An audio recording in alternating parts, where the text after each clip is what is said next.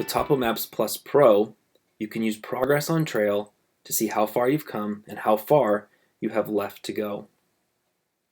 To go to Progress on Trail, tap on Hike on the toolbar, select Progress on Trail, and then select the trail that you're currently following.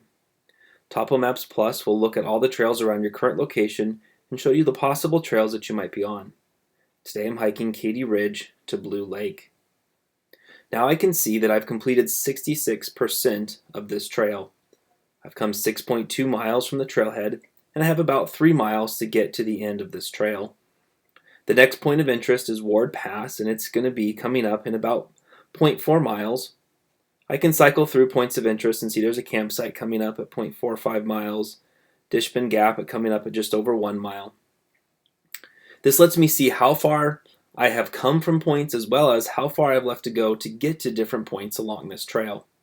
What's nice about this feature is that it only uses the GPS when you're using your phone to actually look at your location. When you put your phone back in your pocket or in your backpack, it's not going to keep using GPS to record your tracks.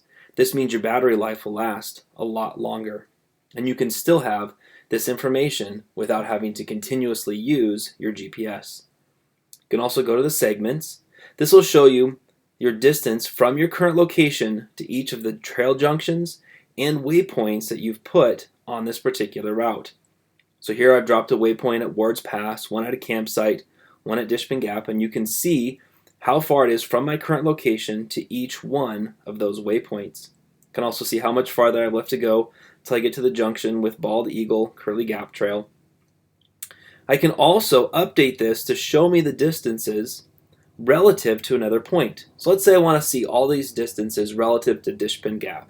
I simply tap on the icon for that particular location, and now all my distances update to be relative to that particular point.